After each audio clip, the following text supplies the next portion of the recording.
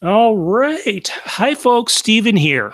So, this is going to be a discussion of the music of the 21st Pokemon movie, The Power of Us. We're going to be comparing the English and Japanese ending themes, talking about the score, all the stuff we usually do. But this time, of course, we're going to be doing it live in front of you.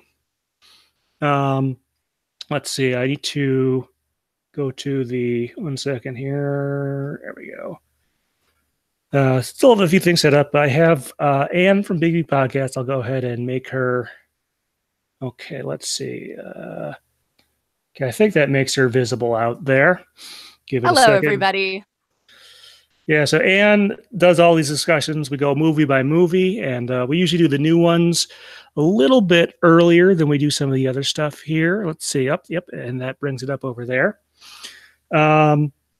Most of your comments, if you have any, we're going to want you to go in and we're going to leave some of that towards the end as far as actual comments. But if you have any, it will occasionally ask for little corrections, or if you need to correct something we have and stuff like that. Oh, now I remember the one thing I did not look up yet. I need to go to my, let's see here,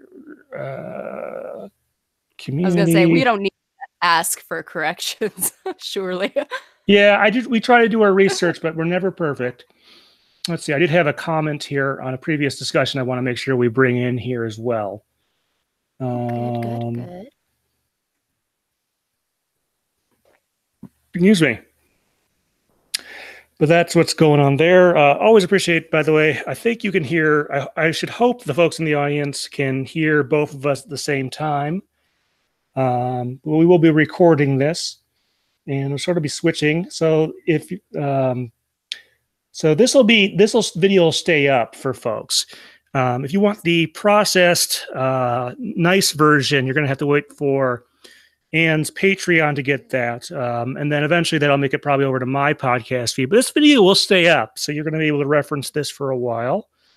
But if you know some of our previous discussions, of course, my audience has not seen the Keldeo one because that will not be, well, Anne released it on the 31st of January, and there's only 28 days, so I guess March 1st might be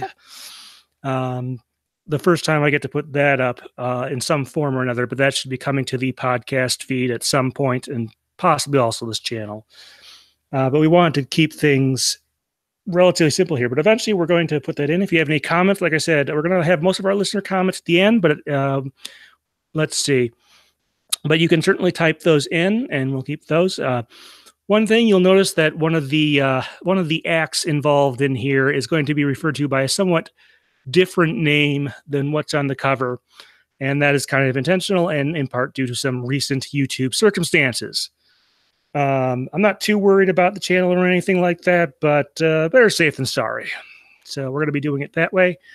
All right. So, Anne, are we going to have the real name written in the comments, or probably not? But you can certainly look it up. So yeah, it's a little bit of weird dance we have to do right now. But we're going to start our recording. Anne, are you about ready to start recording audio on your side? I am ready. Okay, so I will do an introduction, and we sort of proceed from there. We'll also be talking about how we first got to see the movie, which I think is just going to be the theatrical stuff, and do a kind of a brief summary. So we may make some mistakes as time goes on. Those will be edited out in the final clean version that we get in audio form. But in any case, I'm going to hit record on my side. Let's see here. And I'm going to be very close to the microphone for this. I'm going to turn down the gain on my side. A little bit inside, although we did do a test stream earlier, and I'm going to hit record on my recorder, and you should hit record on your computer. Yep. We should also have a thing there. Everything checking out there? Yes, we are recording. Yeah, it looks like we've got things going. So I will do an introduction, and we'll sort of proceed from there. Hi, folks. Steven here. I'm on the phone with Anne, and the time has come once again to sort of go around our main order. Sorry, try that again. This happens in our regular recordings too. Hi, folks. Steven here. I'm on the phone with Anne from Pikapi Podcast, and as you've probably guessed, we're doing another discussion. One more time. I like to get a good intro. Hi, folks. Steven here. I'm on the phone with Anne from Pikapi Podcast, and we're doing yet another discussion of music from a Pokemon movie. We've gone a little bit out of order again. We're going to be talking about The Power of Us, the 21st Pokemon movie that came out technically last year. We're going to be talking about the end themes, the score, and probably a few other musical elements, and probably some of the movie itself as well. So, as you may know, the discussions here, we usually have the Japanese side versus the English side as far as the ending theme goes. Due to some recent events in YouTube history and stuff like that, we're going to be using something of a euphemism for the Japanese group. We're going to be referring to them as PG for the most part, a little bit ironic there, I suppose. I'm not too worried about the channel or anything, but we're just going to be referring to it that way. But they did a song called Breath for the Japanese version. And then on the English side, we have, well, really three people. We've got Haven Pashal, Charity Gooden, and Ben Dixon are all credited as performing The Power of Us, the ending theme song for the English version. I have some interesting stuff on Charity just because I was fortunate enough to do an interview with her not too long ago. But first, let's talk a little bit about the summary of this movie. It's kind of hard to summarize. It's if you haven't seen it, it's set in this Fulula City, I think is how it's pronounced, roughly speaking. And Fulula, it's the city that has a wind festival that's going on in tribute to Lugia. And various things happen. There's also another Pokemon Zero hiding out in the outskirts of the town. And it's really about a movie about the town and the people there and sort of its history. And we find out more things about each of the characters. There's a pretty good cast of characters. Ash and Pikachu are there. But this is very much an ensemble movie. So structurally kind of different from just about anything we've seen before. As far as how we experience this, I think, Anne, you and I both saw this during the limited digital engagement back in like late November, early December. Is that about right? yeah, the limited run through theaters, Fandango events or whatever. Yeah, Fathom events, actually. Fathom events. I'm sorry. Yeah, they've been doing the last couple here. They did the I Choose You from 2017, and they did some stuff beforehand. I think they did a re-show in some markets of the first Pokemon movie, Mewtwo Strikes Back, a ways ago. Yeah. And they did this one. So good to have a little bit of frame of reference. So I've only seen the English version. And have you seen the Japanese version at all? Or I have seen a lot of clips that have been released through various Japanese media outlets after the movie came out, but I've not been able to like see the whole movie yet. So I think it's gonna have to wait for me to order the DVD. So, but I've seen a lot of the clips of high points of the movie that were airing on like TV Asahi and stuff like that. yeah, as usual, especially in Japan, this movie got a lot of promotion. And I think for Fathom Events was a pretty big deal for them too, in terms of the number of showings and also the number of locations. It's on the higher end of what they do. Yeah, But it got into like not just Salt Lake City, but like a little town where I live. Like the theater had it there as well, and I was quite surprised yeah, that it was getting into all those little theaters. Yeah, we had a bunch of locations, about like twice as many as we did in the previous movie here in the Madison area. They even got to like the movie theater by the outlet mall in between Madison and Milwaukee. So pretty big uptake on this. In any event, though, let's talk about what we know about kind of the artists. So Anne, be very careful here. What can you tell me? My best. We will try to hold ourselves to our own standards. But Anne, what can you tell me about the history of the group we're calling PG for this one? Okay, PG. I've also given them all kinds of strange acronyms in my notes to be safe. But let's see. They are from the Hiroshima Prefecture. And if you've heard me talk about perfume on this show before, they are with the same agency, Amuse Incorporated. So they kind of come from that same area, that kind of the area where the atomic bomb fell on Japan, and it's kind of struggled to become, a great place of industry again after that. So it's kind of significant that they are from that part of Japan. The band started out in high school. They were comprised of a couple members at the time, four in particular, Shindo Harauchi, Okano Akihito, Tama, and Harauchi's unnamed cousin. They used to go by the name No Score because at the time none of them could read music. But presumably they learned how to read music at one point because they changed their name. The cousin went off to do other things. A few classmates went in and out, and then they went forward as a trio with Haruichi, Akihito, and Tama until 2004 when Tama left the band. And now Haruichi and Akihito continue on as a duo. Haruichi plays guitar, Akihito is the vocalist, and Tama played bass while he was with the band. I don't know what the random cousin did. To date, they have 11 albums. Many of their hit singles might be known by you guys listening from United States and other countries. They've gotten to do a lot of stuff for anime like Bleach and Detective Conan, a couple video games and stuff. Let's see, Pogo is a rock band, and it's definitely a rock sound that they have at their core, but they are very musically gifted and like to try new things. So you can often find them deviating slightly from the hard driven alternative rock style and kind of, trying some Latin music for a while, or as you'll see from the discussion about Breath, maybe something a bit more jazzy. And I also find that, like, despite being able to do a real hard, serious rock song, they kind of follow the trend of a lot of Japanese music in which ultimately it is a lot more upbeat and positive. Let's see.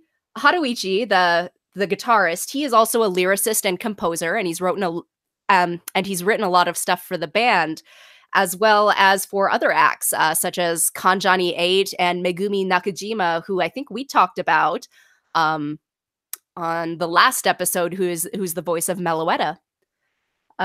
Let's see. He's also plays guitar for a group called Yota or something. So I've not been able to find out a ton of information on that group, but that could be worth a listen to see what he does when he's not with PG. And he also owns a massive amount of guitars, which for some reason people have aggressively documented. So if that is your nerd game, you can find out how many guitars he's owned and which live concerts he played them at and which records he recorded with them. So it was interesting for a minute, but that's not my rabbit hole. So this group is still active today. And that is what I have to say about porno. Oh gosh. About PG. I figured someone might slip up there. Although we're trying not to mention the band by name, it does derive its name from another group, which I cannot remember the name of off the top of my head, and how the I cannot recall the name off the top of my head, but they have an album by the same name, and this band, I guess they really liked that album, and they said, "Hey, that'd be a great name for our band." Hasn't worked out too well for us in this discussion. I think hopefully this is Googling info on them. You have to be very specific in what you're looking for. Let me tell you. Yeah, I think this is hopefully the only real minefield we have with a band name on this topic. But getting back to the group, do you have any idea? There are some hints there. You said it talked about Meloetta's Japanese singing voice and some other things like that. Does that sound like that was pretty much how they got involved on this project for this movie? I imagine so. Like, as with many of the Japanese artists that we talk about, probably they were contracted out. But what makes PG a little bit distinctive is that they have a bit of a history with their tie-in songs. They're a very well-known band with their original music, but when they get tied into a project, they seem to go the extra mile to really blend with the source material that they've been asked to work with.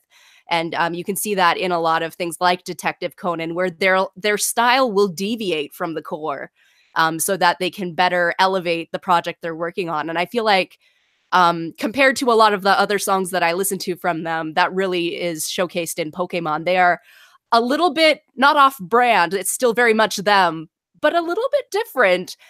And it feels very Pokemon in, the way that Pogo would sing a Pokemon song.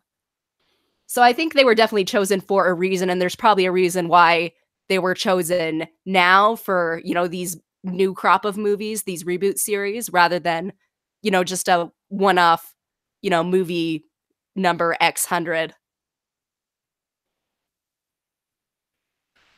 Okay, I think that's a pretty good overview there. Did they? I guess the one other question I got to ask: did they write this song themselves, or was it someone else gave it to them, or how did that one work out? A bit of a blend. Let me pull that up real quick. Sorry, I had that tab open and then it disappeared.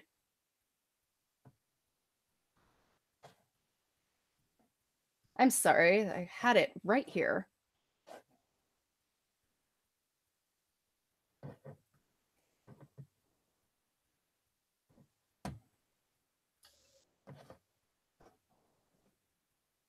Okay, so yes, they composed and wrote it itself. The arrangement and some of the producing was helped by another individual called Tasaku, who has done a lot of work with them before, but mainly the lyrics and composing has been done by the two of them, with Haruuchi on lyrics primarily, and then Akihito on music and composition. But yeah, unfortunately, I can't figure out this third name that's attached to their project. But he has done a lot of work with them before on their other tracks. So imagine it's just a good team up with them. Not a huge surprise there. Well, let's flip over back to the English side then. So 1 second here. I am going to share a window here for our live viewers. Let's see. Yep. Okay, I got to change the focus here so that it knows what to go to. Right, what we got here? Okay.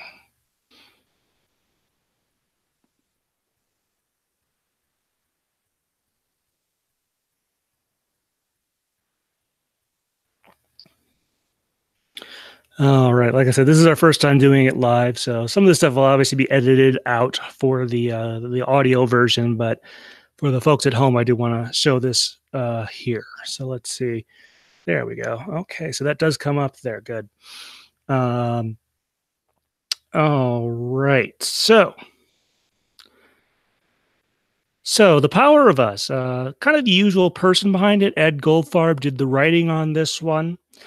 The music was performed, let's see, by Haven Pashal, who you remember did I Choose You and is best known for doing Serena's voice in the X and Y generation. Ben Dixon, who has been doing stuff basically since Ed took over in the X and Y arc in Gen 6. Charity is perhaps a little bit of an unknown to most of you out there, I assume. But I was very lucky, and I got a chance to interview her not too long after this movie came out. Big thanks to her and to Ed for working through that so we could get this up. I like doing that, and there'll be a link in the description to this interview.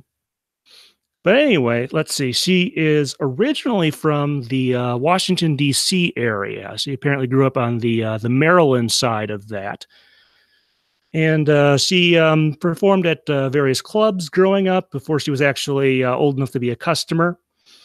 Let's see. She's done singing in multiple languages. One of those is Serbo-Croatian. And let's see. She seems to have a lot of jazz as well as church choir experience. And through her jazz work, that's eventually how she ran into Ed. And that's more or less how she got involved on this project. She sort of talks about, if you take a look here through the interview, how she ended up singing on it and some other stuff she was aware of and things like that, what the recording process was like. And we'll certainly talk a little bit more about that as we get into the actual song itself. But that's about where she is. And of course, this was just a few months ago, so she's still very active as far as I know. Let's see. And let's see. It's always oh, okay.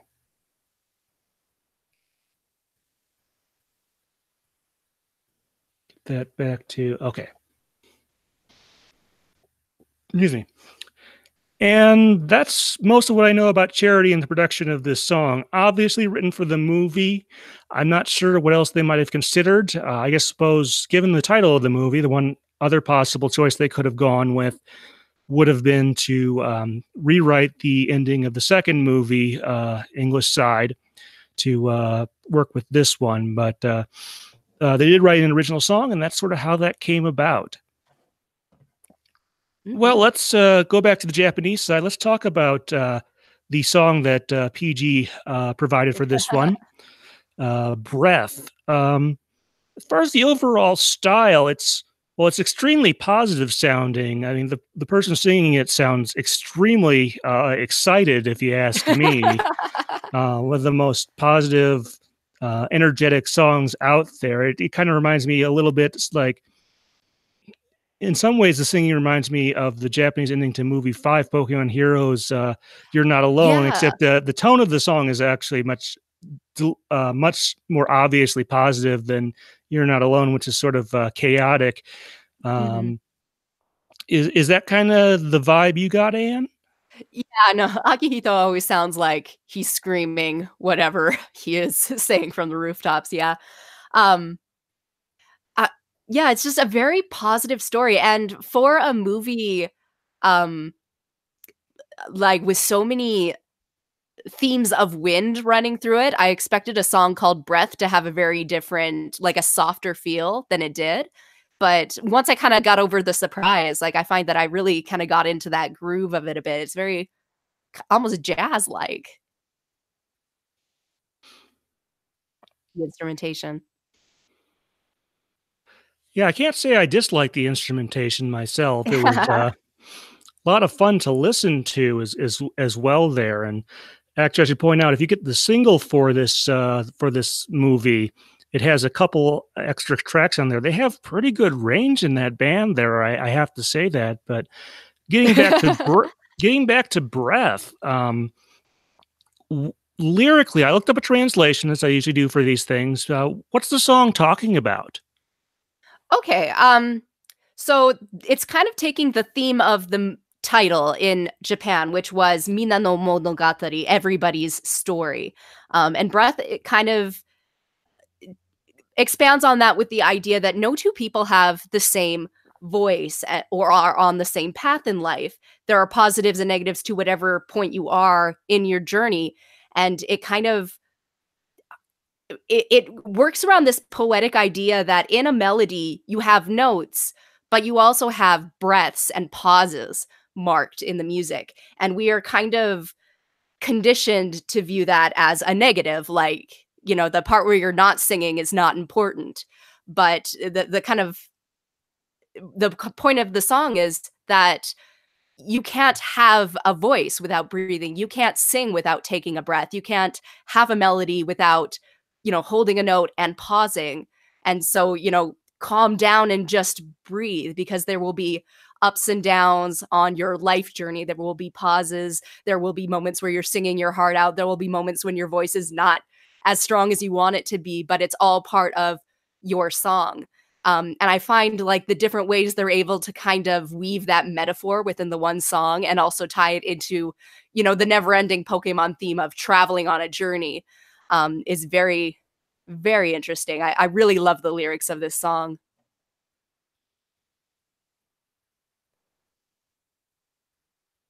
Those are some interesting observations, I would say. I don't think I got quite that when I was reading the translation on Bulbapedia.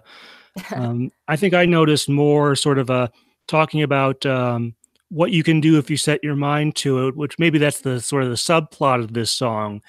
To me, it sounds like you know, the English song from the first movie soundtrack, "Making My Way Any Way That I Can," but from a reverse perspective. Instead of saying that, you know, they're not going to let anything stop them, someone is telling someone that you can do whatever you put your mind to. Is that also present, or did I maybe the Oh no, translation you're not. isn't? Yeah, you're not imagining that. That's definitely there.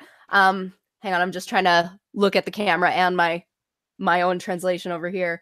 Yeah, like there is definitely part of that. And kind of the idea is you can be positive and you can press forward through your dark times and kind of make your way any way that you can, because it's not such a big deal. Like, if you have a moment where, you know, you're a little bit lost on your journey, because we all have that, is kind of, like I said, that kind of how they weave that metaphor around the metaphor of traveling and making your way is just very poetic and beautiful. But like, I really love, there's a section here where they talk about, like, when you're young, it's an obstacle because, you know, you might get lost on the road, you don't know where you're going, but the benefit of that is you have all the time in the world to, you know, travel that road and make mistakes. And when you're older, it's a different set of obstacles, but you have the power of all the wisdom of experience, and you can kind of take the shortcuts, and, you know, you figured out a few other things about the world, so the new things are easier to navigate. So like, the way they work that in with the struggles of a voice starting out and learning to sing, yeah, like, there's a lot of that drive forward of, like, I can do this, I can overcome my weaknesses, making my way any way that I can. And, you know, so many times I've played in someone else's game, but, you know, now I'm going to believe in myself and move forward. There's a lot of that driving the song. But yeah, the way it's expressed, I think, is what makes it stand out. Well, I think there are some good clues in there, but it sounds like this might apply to at least one of the characters in there, if not several. What do you think about that? Definitely. It's definitely going with the idea of everybody's story. Like, you know, there's the older people, there's the younger people. Specifically, they talk about that. There's the people who are traveling on the journey, and there's the people who are staying still, the people that don't feel that they can speak out, the people that, like Satoshi, do. So, yeah, it could definitely apply to very multiple people, like, specifically in terms of, I forget his name, but the scientist who, like, can't talk in meetings, to the old lady who is, like, at, you know, kind of at the end of her journey in a way, but is able to be of help to the younger people who need her guidance. Yeah. Yeah, I definitely agree with that. Obviously, Risa, our main guest character, I feel like when watching this movie, that's sort of her position in that is also um, called out in that. But yeah, you're right. There are definitely threads with a lot of the folks in there. Mhm. Okay, well, if we go back over to the English side, The Power of Us definitely has, if you were comparing tone between the two songs, The Power of Us definitely has not laid back, but more subdued instrumentation and vocals and whatnot compared to Breath. It's not the all out, this is like the most awesome day ever type of song that we have there. It's definitely about sort of variety of, well, not sure variety of things is the best way to put it, but it's definitely about, let me rephrase that just a little bit. The Power of Us is definitely, stylistically, the song is, oh, sorry, I'm just not sure. Okay, I think I know what I want to do here. Sorry about that, and to the folks watching the stream.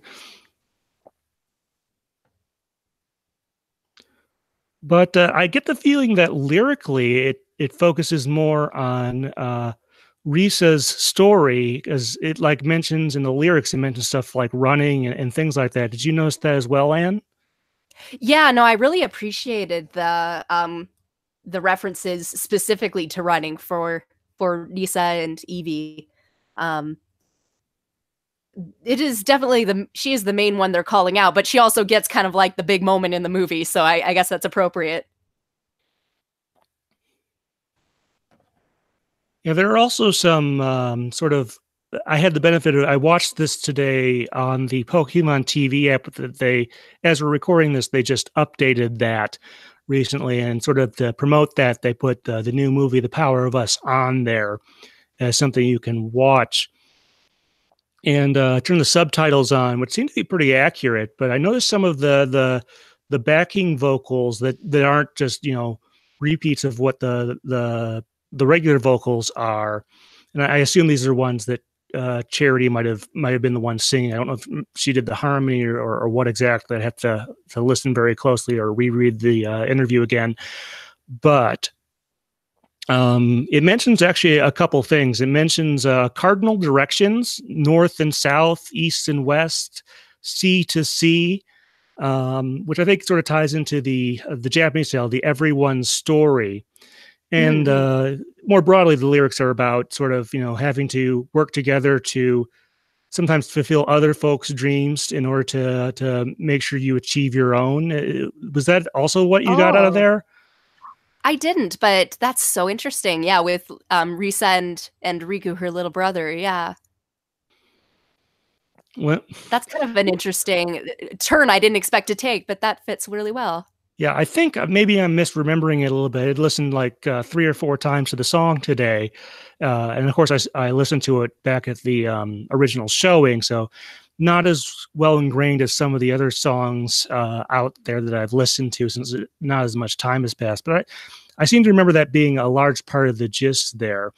And do kind of like that. But yeah, do you think they should have maybe focused more on some of the other characters, maybe more explicitly on Callahan, the guy who lies to his niece all the time, it seems like? What do you think? I would have liked, just again, with that idea of the power of us, everybody's story, I would have liked a little bit more something to tie it all in. But again, the song is called The Power of Us. So I think in spirit, it is tying everybody together. But yeah, if they could have found a way to weave in lyrically a few other little nods, that could be interesting. But I suppose so. The other way you could write it is maybe about this is the story of Fula City and the city as a whole and its history, and what in hindsight the characters realize are kind of a mistake it made regarding Zero Aura and some other stuff that they tried to sort of hide away from the general public, and they kind of realized maybe that wasn't such a great idea. We could have dealt with this better and sooner. And maybe that's another different way you could write the song. I do want to mention one other possibility. Of course, as we know, this movie, in addition to having Lugia, although not as much as some people would have liked, it does, in the English side, share its title with, well, not share is not the right word. It has a very similar title to, of course, the second Pokemon movie, The Power of One, and now it's The Power of Us. One other possibility way they could have gone with this is they could have done like a remake of that song, but changed the lyrics to fit this movie specifically, instead of The Power of One, it's The Power of Us and stuff like that. Do you think that would have been a better option, a viable option? What do you think, Anne? I don't know about necessarily a better option. I am always up for trying new things like that. So, and since they obviously are pulling for the nostalgia with that title,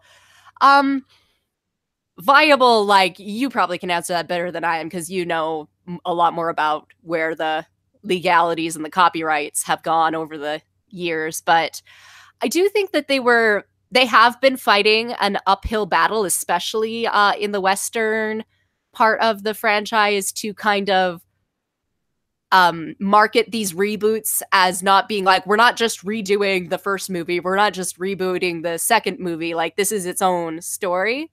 And they're really going to have trouble with that, I think, for the next one. But I think I almost wonder if redoing The Power of One kind of would have been one step too far. Because this movie definitely stands on its own. It's its own individual thing. But definitely from a lot of those trailers, it felt a lot like, oh, yeah, this is movie 2 again. And the kind of was supposed to evoke some of that nostalgia in you in the way that I Choose You also did. But I think, it might have just pushed it over the edge to have leaned into that one theme song. But at the same time, that's a really great theme song. Yeah, I mean, I can think of a few reasons why it might not work. As far as copyright goes, as far as I know, well, back when the second movie came out, there wasn't really a U.S. branch of the Pokemon Company. So if you look at the liner notes, it says copyright Nintendo of America 2000 for that, and then or 99 for like the stuff from the first movie that is Pokemon owned. I don't know if they transferred those copyrights over in some way or something like that at any point. Not that I don't think Ed could have managed something like that on his own. I think I would have felt a little more confident if they had brought in one of the original writers of that song to work on this if they were going to go that route. So either Mark Chait, who name drop again here, I did get a chance to interview him about 3 years ago to get that information, or Mervyn Warren, the co-writer on the Power of One. I might have felt a little better or a little bit safer if they had brought that in, if they were going to go that route, which obviously they didn't. They wrote a new song that is not completely dissimilar in terms of like vocal performance and stuff like that, but is melodically definitely something different. Okay, well, I think we can move on to the compare and contrast and decide portion of this. Yeah, tonally, as we've mentioned, these are relatively different songs. Breath is definitely going for a different vibe than The Power of Us. Definitely there, even though they both apply to the movie. I think they both do a reasonably good job. Yeah. I'm not sure. I think I enjoy listening to Breath. Like it's definitely more of an earworm with some of the vocals there than The Power of Us is. Although I still kind of feel like, at least maybe it's just the way the movie was dubbed or whatever.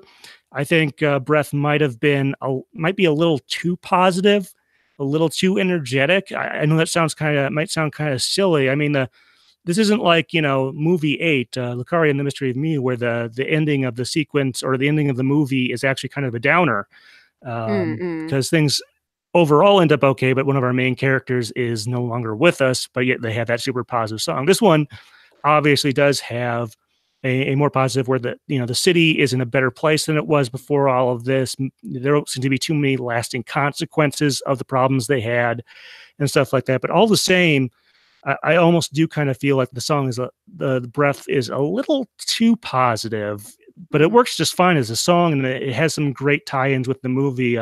Any thoughts on what I just said there, Anne? I actually had the opposite, because The Power of Us is a song I like to listen to. It's actually been on my bedtime playlist for the last little while. There's something about, I don't know, the way they use the synthesizing and the vocals that give it that lullaby feel that we've had in a lot of English Pokemon songs, but there's something about it that just feels a little bit modern and fresh and makes it stand out that little bit. So I've been really enjoying listening to it, but the lyrics of The Power of Us just haven't impressed me so much, and that might be because it's compared to the song by PG, which I maybe doesn't hit you in the same way, but for me, I was really struck by the poetry and like the metaphors within metaphors.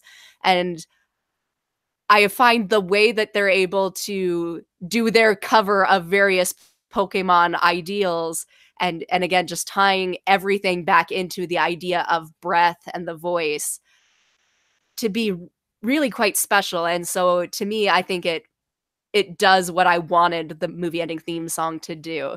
It was a tough call, though, because like I said, I've been listening to The Power of Us nonstop for a while, but I think I would give it to PG.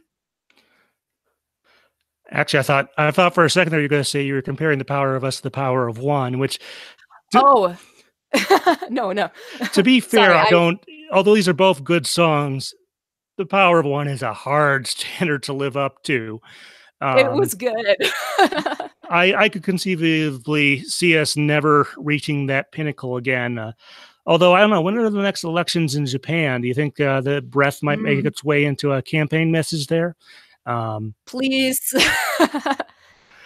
But this is a tough decision for me. I mean, lyrically, I see how Breath fits better, I think, with the movie, and maybe covers it more to a greater extent than The Power of Us. But like I said, I have the limited Japanese skills, so I can't really appreciate it. I think I'm going to come up with this as being a near tie. I think like Breath is the more fun one to listen to. And The Power of Us has some good things, some neat instrumentation, and I think is a bit more in terms of performance quality, a little bit closer to what I would expect. Um, I don't know. Mm. It really depends. I'm thinking maybe Breath edges out The Power of Us, but I'm glad we have both of these songs, and that's really the Indeed, best yeah. place we can end up in. I Um, always, yeah, find it super interesting because, like, when we have these discussions, because on the one hand, we've both stated several times that the lyrics is often what kind of edges a song over for us in whether or not it fits the movie rather than whether or not it's just a good song, because many of these are, great songs on their own. But yeah, it always just interests me just how other people who are not me perceive the lyrics. Um, again, just because I know that we are both coming at this from two very different perspectives, so it's always kind of interesting to see how it hits somebody else.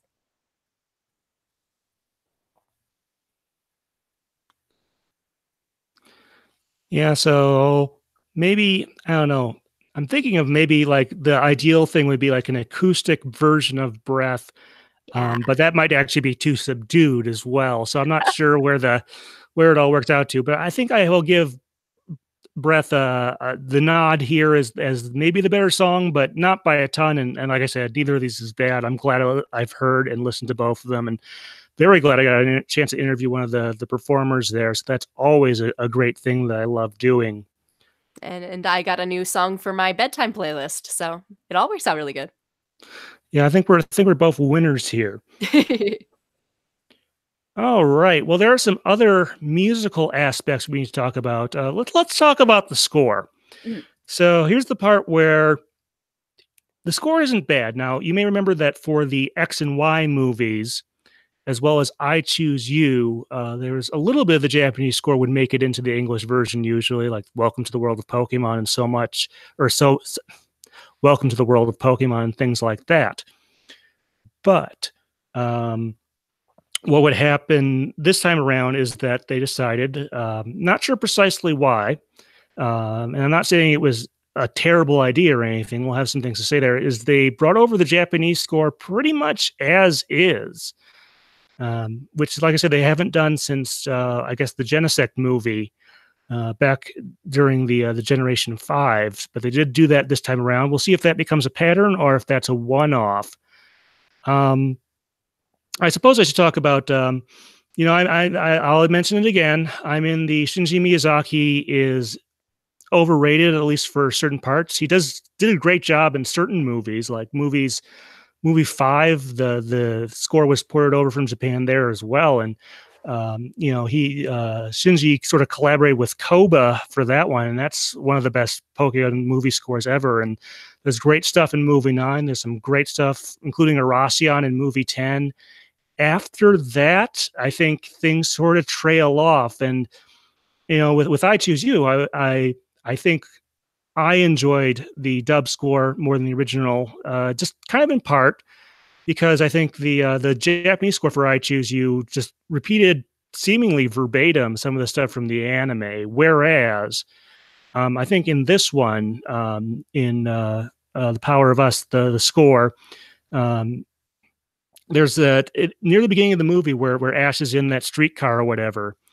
There's a great remake rearrangement of, I believe, the Route One theme from the Pokemon games. And if more of the Japanese I Choose You score had been like that, I think I would have liked that score more. But Anne, I guess I should ask you: do you have any particular thoughts on that particular track? I have a couple of thoughts. One, like, I agree with you on the Route One remix. There is really fun. I love it a lot. And as you say, if more of the I Choose You and such were kind of along that vein of, finding creative ways to look at those game tracks, it would have been a deliberate choice. Whereas often, as you say, it feels like Shinji Miyazaki is just kind of reusing things um, without a lot of thought and deliberate choice. But I did want to ask you a question with that because we know he collaborated a bit with the movie 5 soundtrack, and the location played a huge part in that. And Let's see, in movie 9, there were one or two interesting and different musical tracks, but the location, again, it was kind of an island. With Aracion, the music was part of the plot. With movie 2, the music was part of the plot. I'm wondering, do you feel he does better work when he collaborates either with another musician or with a director / scriptwriter who's specifically challenging him to do something with the music that's relevant to the plot, instead of saying, like, here's an action scene, score it? Like, if you feel he works better when he's focused through someone else? Well, there's probably some truth to that. I mean, if you take going back to the power of one to vocal music and stuff like that, it's very common for songwriters to work together. And sometimes one person will write the music, the other person writes the lyrics. Sometimes they work together on both and things like that. And I think that often does produce better work. I was just listening the other day to a podcast that interviews songwriters, and they were interviewing the woman who co-wrote Ain't No Mountain High Enough with the person who would eventually become her husband. So that was kind of interesting there. And that's actually very common. Of course, we think of folks like Rodgers and Hammerstein and stuff like that. Hope I said that right. I don't remember Steen or Stein there. But I think it's quite possible that Shinji does better work when he has someone to work with or something to work off of. I think one of the reasons I like that opening redo of Route 1 is, this takes place in a city which is ostensibly, at least to me, it looks like it's based off of San Francisco. I've never been to the city proper. I've been through the airport. I would have been to the city, but, well, there's a certain Pokemon World Championships that did not work out as well as I'm sure the Pokemon Company would have liked. I would like the music in this movie to reflect that to a certain extent, much as the 5th movie, the score there definitely reflected, perhaps stereotypically, Italian or Venetian styles to some degree, at least. But it definitely had its own sound there. And I think that doing something similar here with the rest of the score, which some of it is pretty good, but it doesn't, maybe it's just because I went through the first couple movies being English dubs with unique scores, doesn't fit in quite the way I would like. Andy, you see what I'm getting at there? I do. I very much do. And it's one of those things that's just hard to kind of quantify, because I have loved a lot of things that he has done, but I also feel he has not done a lot of things that I have loved recently. And like, I have been starting to theorize, like, he might do his best work when other people or other concepts are pressing on him. But like, I don't think there's anything I could say better than you just said it. So it's complicated. Indeed it is. I suppose there's one specific score element we definitely need to also talk about, because this uses the Japanese score. One holdover from previous movies, it does use the Japanese version of Lugia's theme from the Japanese version of the second movie, Lugia's Explosive Birth. Now, I'm not nearly as familiar with that version as I am with the English version from Pokemon 2000. And I have to say, it doesn't trigger the neurons in my brain the way the English equivalent does. I suppose there's a couple options. First of all, Anne, you seem to have more of an attachment to the Japanese version of that theme. Do you want to talk about it? Well, I was just going to say, like, it triggered all my neurons. So I guess, it hits you or it doesn't. But, like, it was really quite special, like, even from when the first trailers were coming out, to hear that theme. And I found it really interesting how they managed to weave Lugia's theme and on like the tracks, track number 50, like the wind summoning Lugia, and then track 1, everyone's story theme. And like, I felt like they did a good way of tying it into that location and the sense of being in a seaside town and the wind. Like, there's just so many allusions to wind in this movie.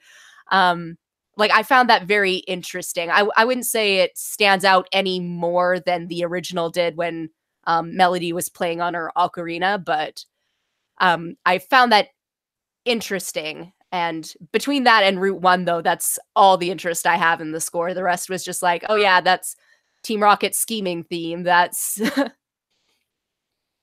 Pokemon battle theme. That's, yeah.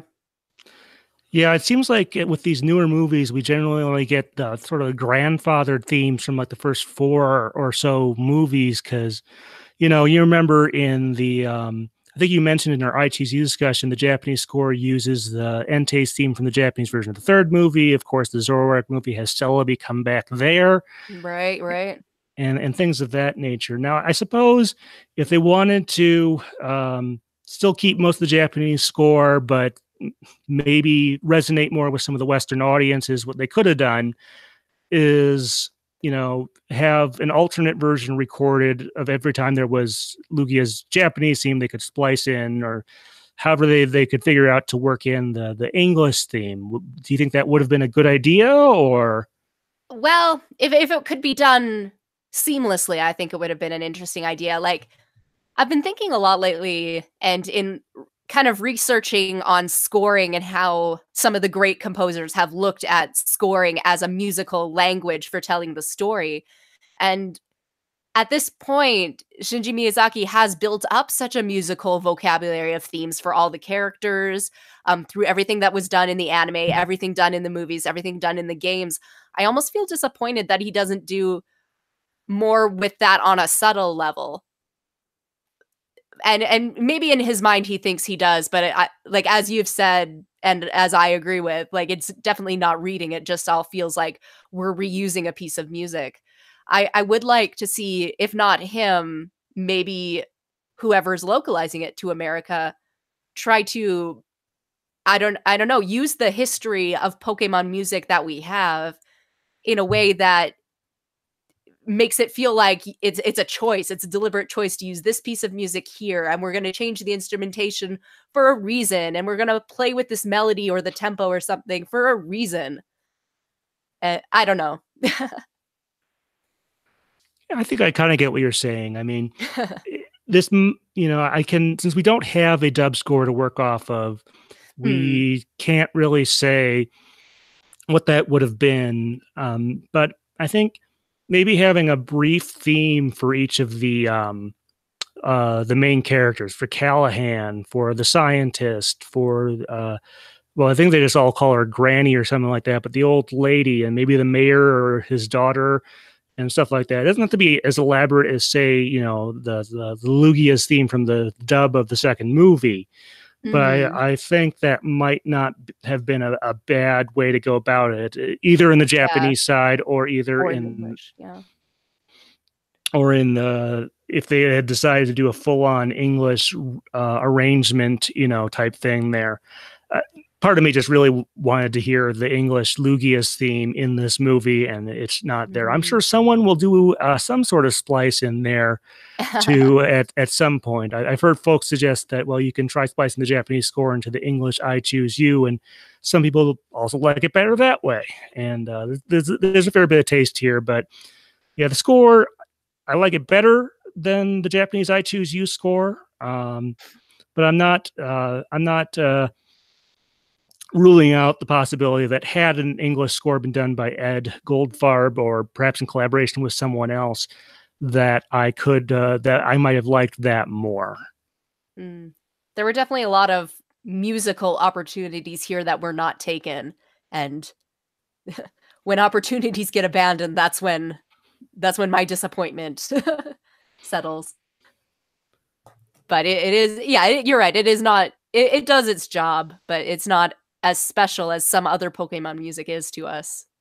So, well, speaking of special Pokemon music, there's no opening theme of really any sort here in terms of a vocal song.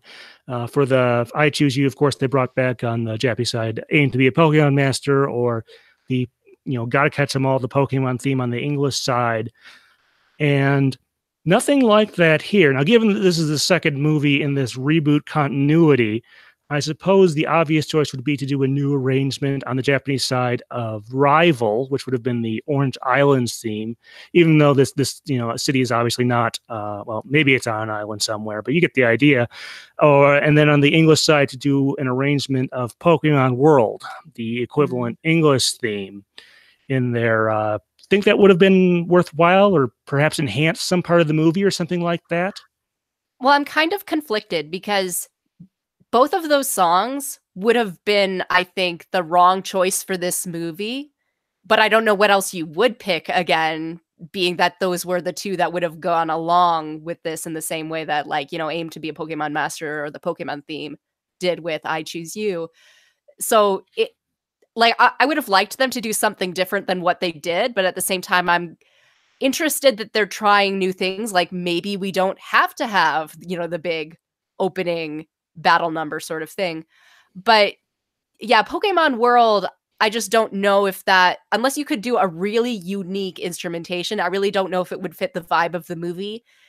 And Rival, much as I love that song so much, it's so very Ash specific that I don't think it would have fit the theme that this movie is trying to go for. It would only reflect shades of his story. Like it wouldn't be able to relate to Risa or to Callahan or anybody. So I would have liked to see them tie in some other songs maybe, but since if those were the two that they had to work with, I do feel it was better to make the try of not doing either. But I don't know, how are you? Were you hoping for a Pokemon World remix?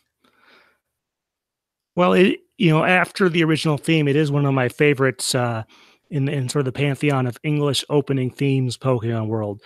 I did actually have a few ideas that might work but they're different depending on which side. So for Rival, I'll admit I don't have a full understanding of the meaning of the Japanese lyrics in there, but maybe putting that in sort of the competition where they're running around the town trying to catch Pokemon for that contest type thing. At least with the title, it makes some sense there to me. And maybe with Pokemon World, maybe what they could have done is similar to I Choose You. After the main song, they do a piano arrangement of the Pokemon theme. And maybe they could have done something similar for Pokemon World here.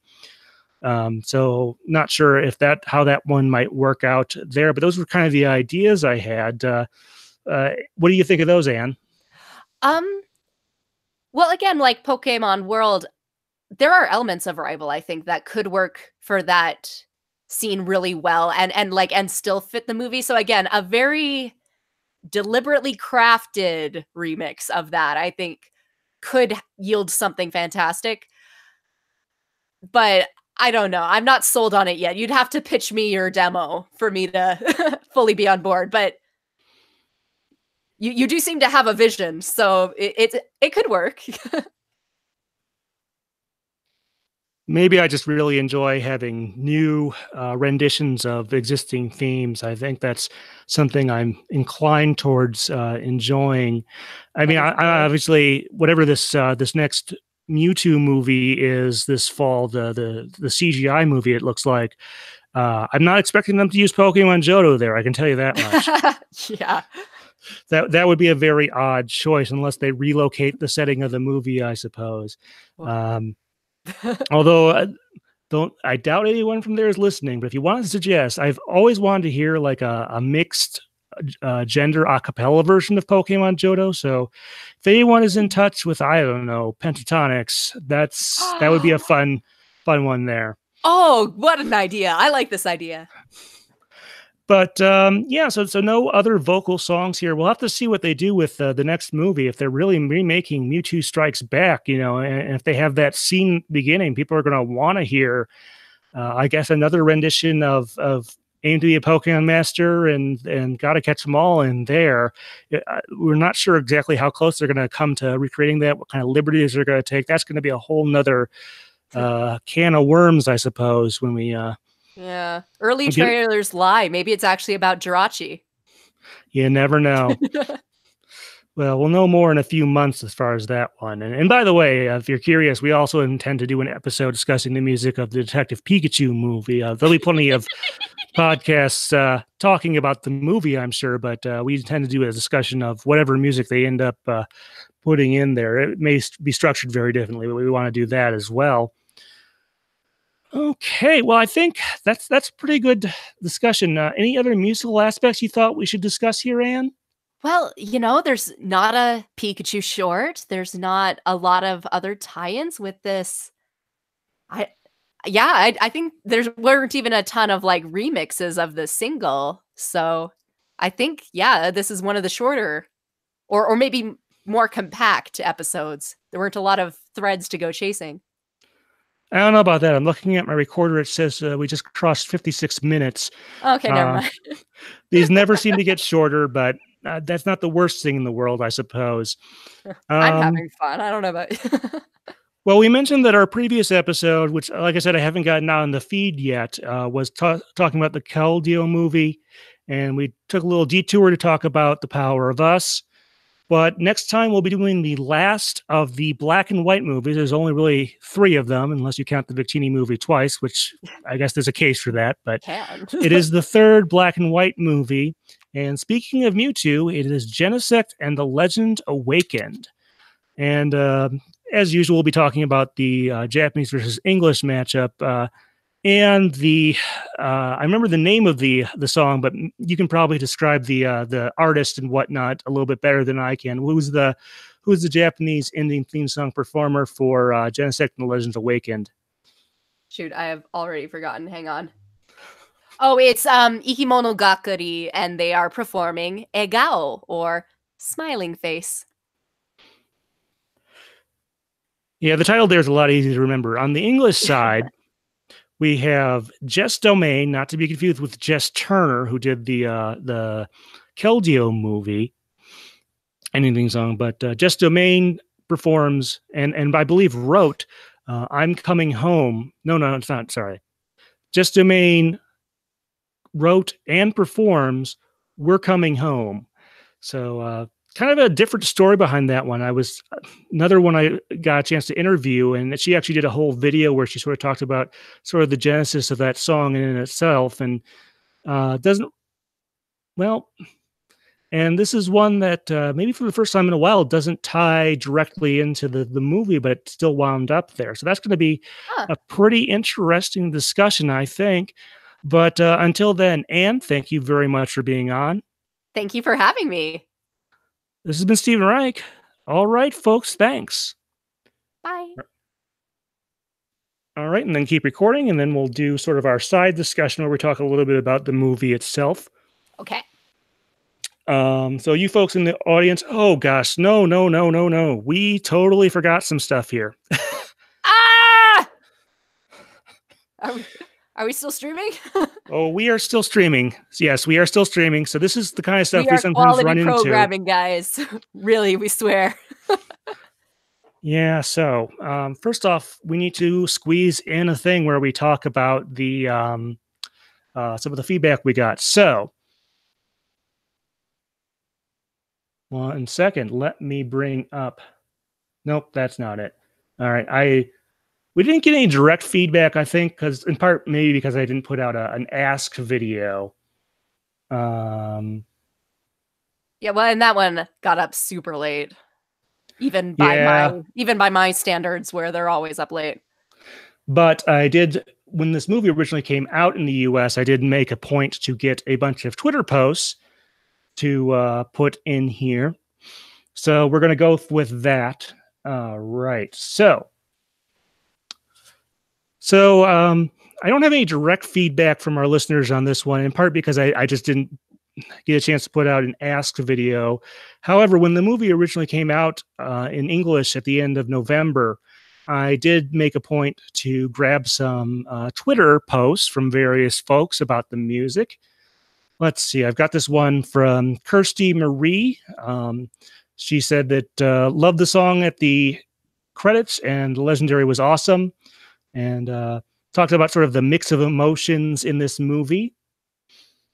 Let's see. I have another one from about a month before the movie came out. This was Benjamin Lugia V, who hoped there was a remastered version of Lugia's song, which I have the feeling he meant the English one, not the Japanese one.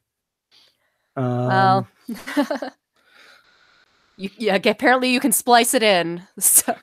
I'm sure some folks will try that. Let's see. Well-known Pokemon personality. I forget if she has a YouTube channel or what, but Jolteon Jordan. Let's see. Appreciated them using the Japanese score, but said that wasn't the only reason she liked the movie. Like the way the script was handled. Seems to be a big deal to her. However, one thing that was important is she pointed me to, apparently Ed has worked with Lugia's theme at some point, because at one point when they put the second movie on Pokemon TV, as they usually rotate movies in and out there, Ed had to do a trailer where he had to compose some additional music, including a version of Lugia's theme. And it doesn't, well, I'd like to say that actually in that trailer there is one of Articuno's screeches overlaps the new music that the new rendition of Lugia's theme that's in that trailer towards the beginning, and not at a great time. It creates kind of a discordant thing. Not sure what time constraint he might have been under there, or if he really does have had difficulty working with that theme for some reason. Huh. But yeah, Jolteon Jordan did say that, yeah, that's a the English Lugia's theme. That might have been nice if they had been able to put that in there. So not completely opposed to that. Let's see. What else have I got? Let's see. Looking through the Twitter feed here, or the moment here. Let's see. John Doe stuff. JDOESSTUFF. Thought the movie was really good, but the soundtrack didn't seem to care for. Well, didn't hate it. It sounds like, says it was good, but I don't know. It's kind of a complex opinion that I'm not sure I can describe adequately there. But that's kind of a smattering of things on the music. I'll try to put a link to this Twitter moment that I have in here. And if you have any comments, go ahead and on this or any of the other movies, go ahead and put that in. Complex feelings are good. Yeah. So, and then we got a comment on one of our previous, this is on the Victini discussion. We had talked there about how there are two different scores by two different people. So Filippo Depo, or Depot, I'm not sure precisely. This is a, let's see, this individual let us know that apparently for the Black movie, the Reshiram movie, Shinichi Miyazaki was more involved there, apparently. So that's probably why it sounds more like a traditional Pokemon score there. I won't read the full text here, but if you dig through that episode, it is all in there. And Filippo does do a shout out to a website that I really like too. It's called the Video Game Music Database. And what they do is they sort of catalog soundtrack releases and stuff like that and try to look up all the information they can and things of that nature. And I do use that a fair bit to research, like for my radio show that I do at the Low Power FM station here in Madison, 8 to 64 plug. That I do try to find stuff if I'm looking for a particular game. I try to find a commercially released soundtrack because those are usually the best quality. And I've used that website to try and track down, and also to see what's been released recently as far as soundtracks and things like that to get stuff for that show. So yeah, but like I said, if you have a comment on this or any other Pokemon movie that we've discussed or will be discussing, that's we always appreciate that. Those are some of the best parts of what we do with this. Yeah, getting to hear just how the music is affecting other people and getting to share that love. And like I said, since we're streaming this live, feel free to toss in any comments about the movie or the music for us to sort of read on here. We'll see if we can. This will be eventually edited by someone later into a proper podcast, first for Anne's feed and then for my feed. But if you have any comments, go ahead, toss those in. But now, one thing we like to do with all of these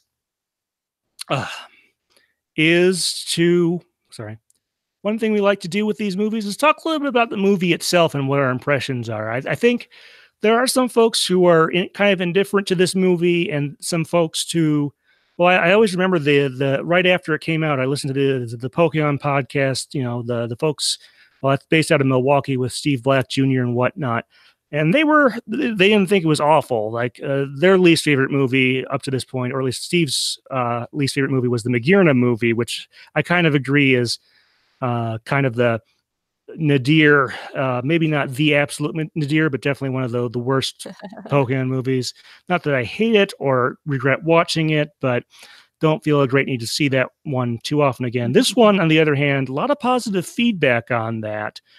Overall, I do think this is one of the better ones. I think the movie, its English namesake, The Power of One, is still probably my favorite. I think I like that one. I think I enjoy some of the pacing a little bit more in that one, and the music and the score and the soundtrack to Pokemon 2000 is definitely, you know, several steps ahead of this one. And But as far as the movie itself, I like the characters. I think they could have trimmed down those a little bit. Like, I think they could have made the poachers or whatever a little less of a factor, and like maybe not introduced them at all until that one scene, or even written them out entirely. But overall, I think the movie is a lot of fun. I think the best parts are, you know, definitely towards the beginning and towards the end. And do you want to summarize your thoughts on it?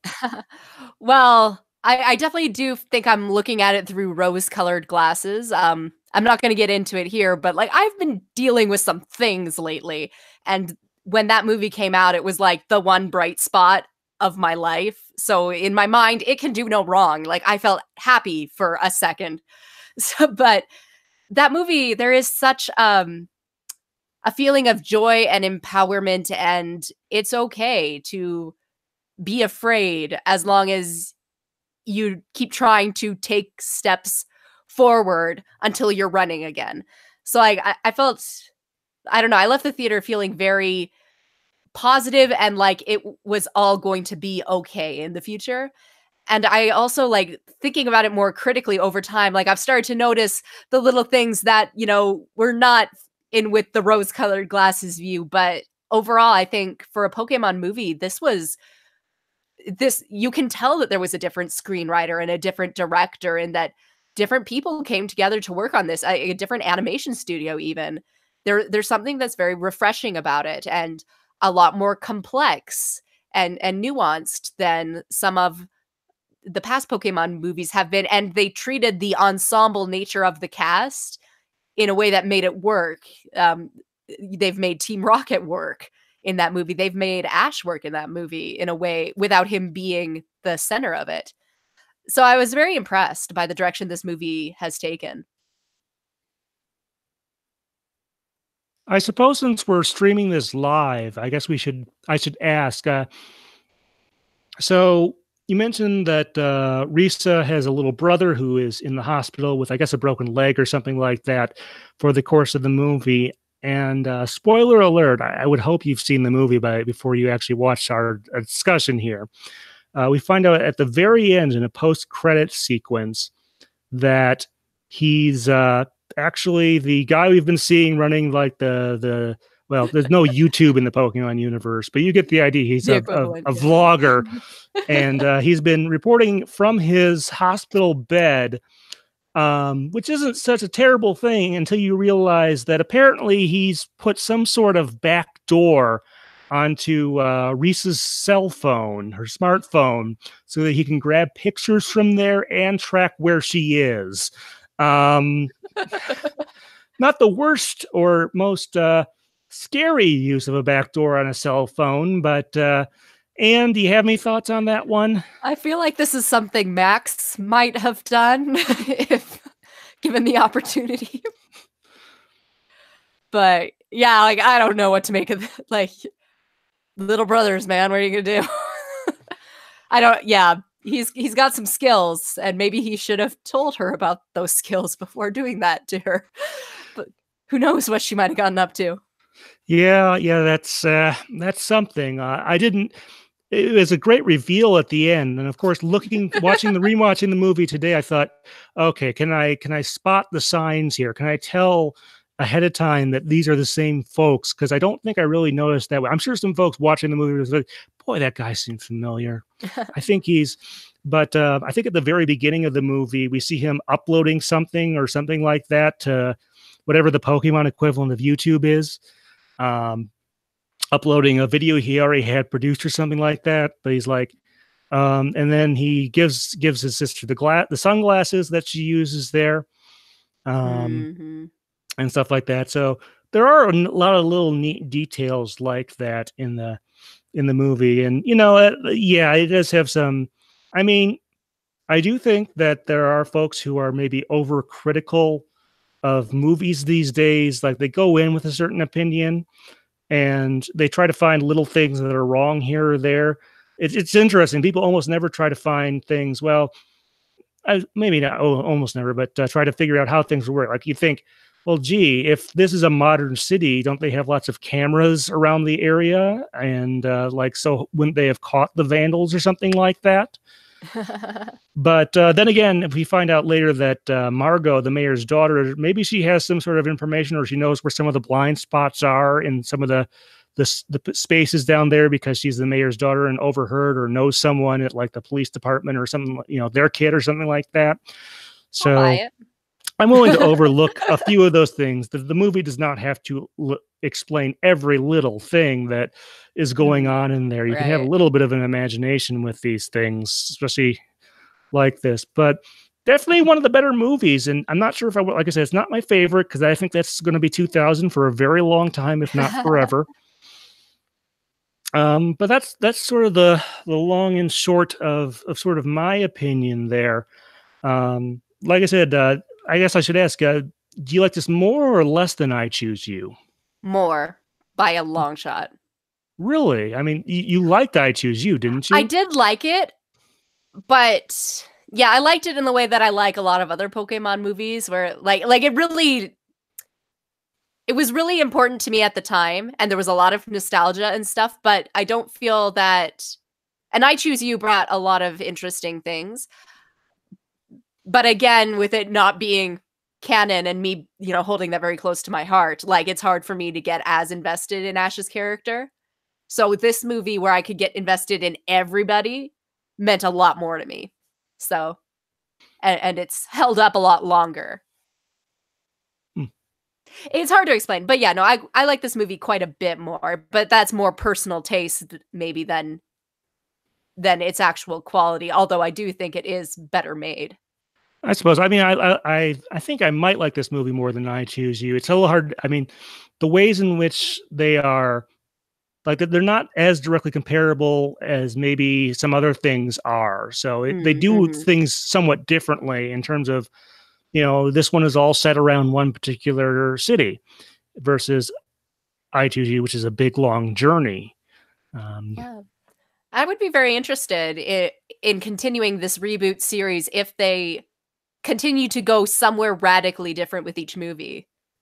Like, in the way that I Choose You was, similar themes, but a different take on it. And then this movie was some things that they've never been able to pull off before. Now they've done really well. I would love it if, the third movie in this little series, like, also just decided to swing big for a different concept entirely. Like, and if every time we got something different that you couldn't compare really, but you got to have a new experience every time.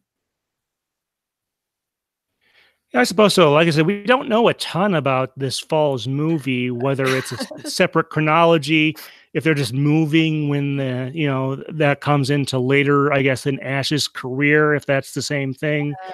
We know very little about it at this point. Maybe we'll find out some more later this week with the Pokemon Day stuff coming up. Every year they do at the end of February for the anniversary. They do some things. Maybe we'll learn more there. I do wonder if doing the CGI thing, if maybe part of that is, say, if Detective Pikachu does really well, if maybe they are hoping to get like a full theatrical release rather than just a digital event or something like that, and they think that's easier to do with a CGI movie than with a hand-drawn animation. Yeah, who knows? Like definitely overseas, I think they would have more success, but at the same time, in Japan itself, where they primarily focus on that audience for their anime movies, like anime is such a big medium over there already. So I don't know. Yeah, like I don't know if it would matter inside Japan. Like the anime hand drawn style might do better actually, but yeah, overseas, a live action with CGI characters might. I don't know. We'll have to see how this goes. I suppose so. Yeah, there's always something interesting in the future. And we haven't really decided what we're going to do for. We'd like to do a break between generations. Not really sure what we're doing between the Genesect movie and the next one. I have some ideas that Ann and I will talk about, but I'd like to thank everyone who watched this either live or is watching this in the post version. Certainly can still put some comments in there. Unfortunately, I haven't seen too much in the chat, which is kind of too bad, but that's okay. Totally put in a comment, and we plan on doing these, I think, live for the foreseeable future. But Anne, thank you very much for being on. Always a pleasure. All right, folks. Thanks.